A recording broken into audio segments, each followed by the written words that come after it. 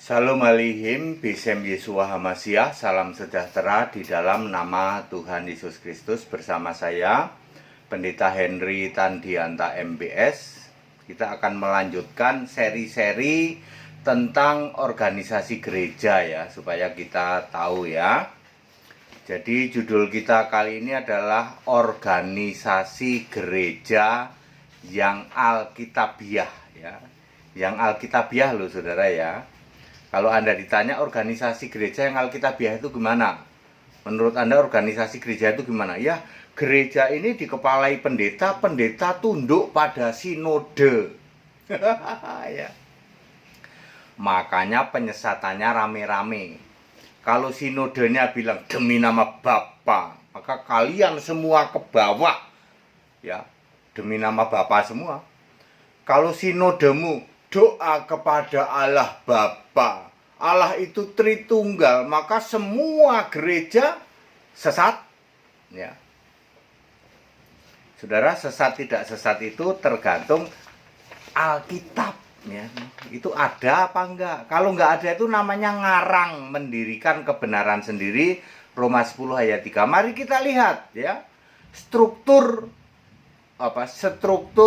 gereja yang Alkitabiah ya.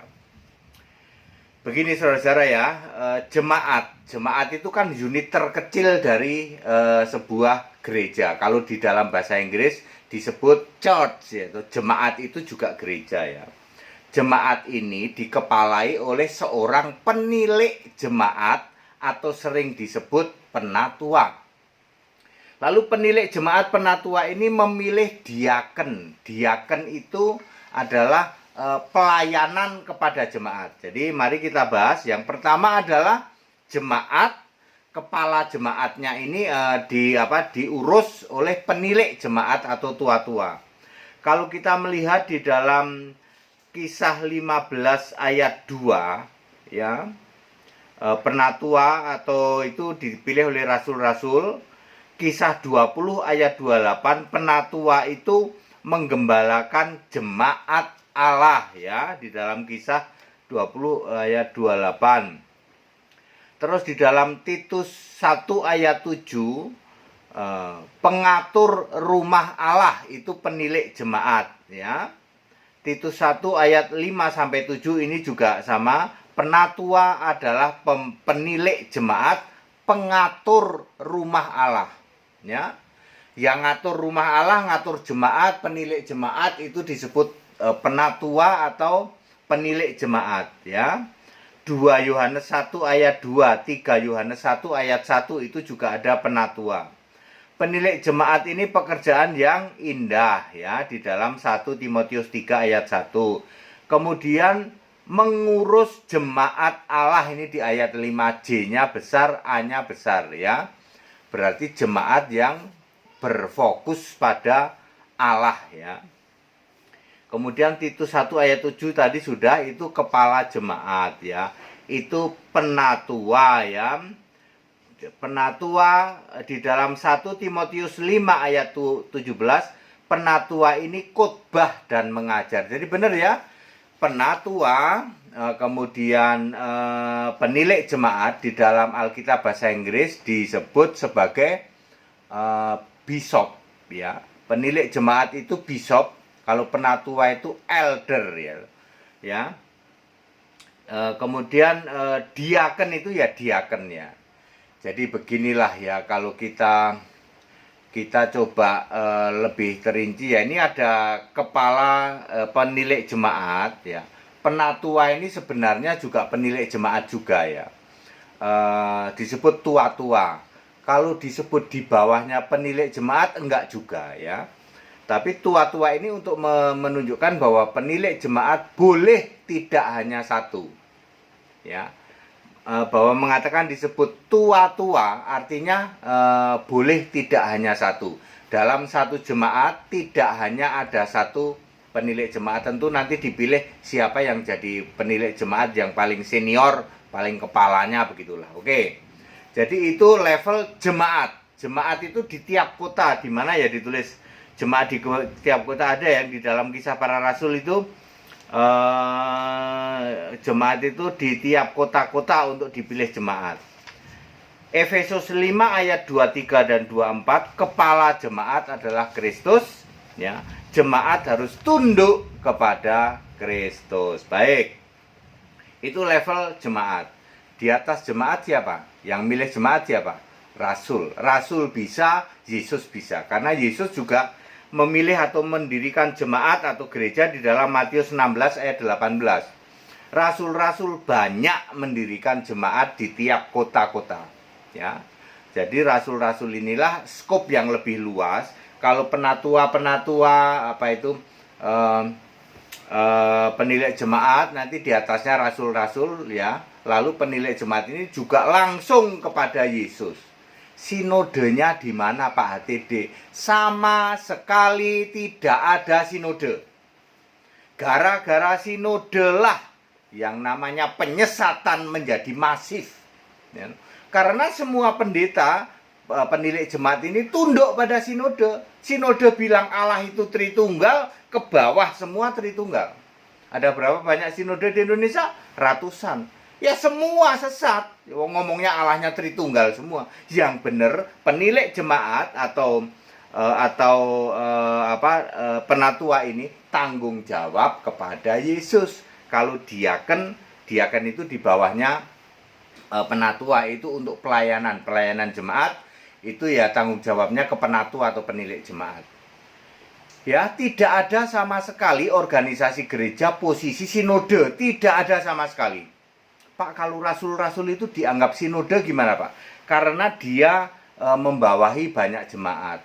Kalau toh dianggap itu, maka mutlak harus Kristus.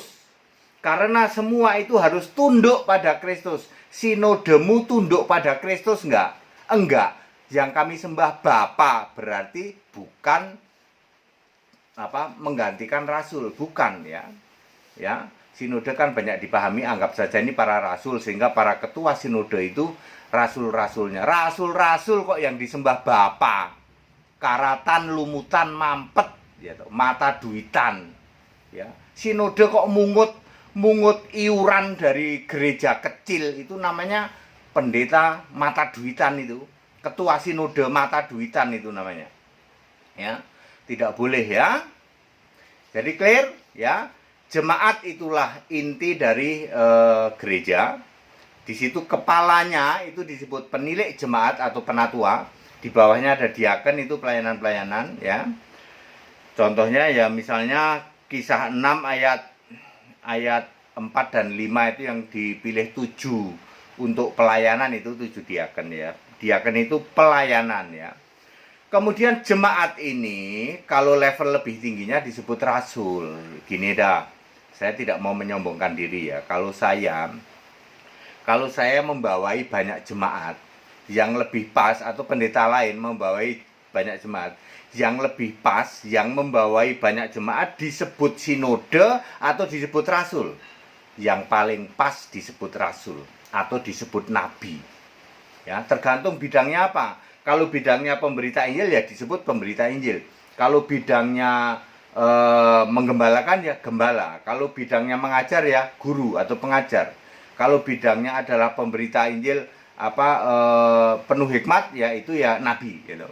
Jadi level-level Anda yang mencakup banyak jemaat itu lebih pas disebut 5 sebutan ini. Nabi, rasul, pemberita Injil, gembala, dan pengajar. Ya, lebih pas disebut itu. Petrus lebih banyak disebut sebagai gembala karena Yesus bilang, "Gembalakanlah domba-dombaku." Paulus itu sebagai rasul, ya, kemudian sebagai terutama pemberita Injil. Ya, Paulus, ya, yang lain-lain juga lebih khusus, ya. Tetapi 5 jabatan ini melekat, ya toh. Melekat, satu orang bisa saja bisa punya kemampuan 5 jabatan di dalam Efesus 4 ayat 11. Yang jelas, ya toh, tidak ada sinode.